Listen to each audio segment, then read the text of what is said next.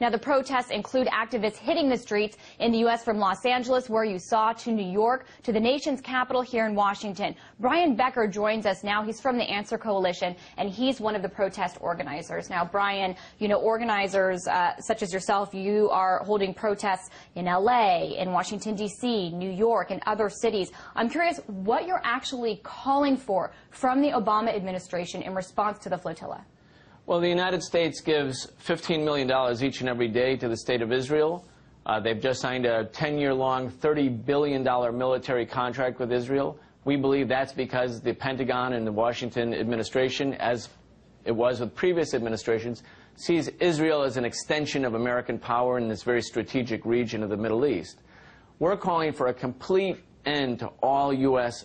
military and economic aid to Israel, because that aid, use of taxpayers' money from the United States to the tune of $15 million each and every day, is that which finances and funds Israel's nonstop war against the people of Gaza, the people of the West Bank, and indeed the people within the historic borders of Palestine. Okay, you say that. Now, you know, we have not even heard the Obama administration coming out condemning this. And I have to be honest, every day I get a press release from another member of Congress that says, we support Israel unequivocally and support what they did out of national security, and say we don't want another Goldstone report saying that that's what an independent investigation would be. So, you know, are you seeing any signs that Congress, that the administration is going to break away from the straight pro-Israel line that they have traditionally taken? I don't think so. I think the United States government and the Congress, not because they're dominated by the Israeli lobby, even though it is a powerful lobby, but because the United States perceives Israel as something of a military extension, a garrison state located in this very important part of the world where 2/3 of the world's oil is. I think they see that the Israeli government is an extension of the Pentagon, and as a consequence, there's a global sort of confrontation shaping up. The whole world standing against Israel in this terrible raid on the high seas, this act of piracy, this act of war that took the lives of 9 human aid workers and scores of others who were wounded. The world is rising up against Israel.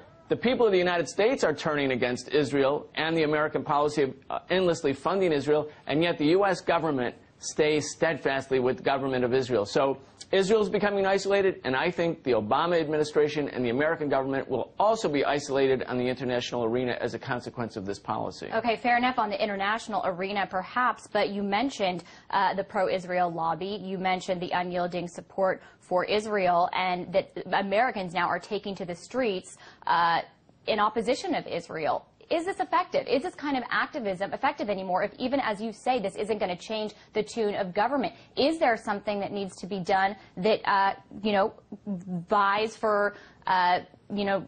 with AIPAC, for example, the pro-Israel lobby? Does there need to be another tactic used to combat this in the administration? What we're doing, what the Answer Coalition and many of the other organizations are doing, is changing the political climate in the United States from below. In other words, But does that work anymore? It's a strategy. The United States has been with Israel nonstop since the 1967 war, almost as a puppet-master relationship. We think that what has to happen is that the American people who have not known enough about the Middle East have to be educated, have to be mobilized, and as a consequence can, as they did during Vietnam, become an irresistible force. It's not going to be a short battle. It's a long battle, because the U.S. commitment to Israel as, again, an extension of American power is complete. It is complete. The Israelis are the biggest recipient of U.S. military aid.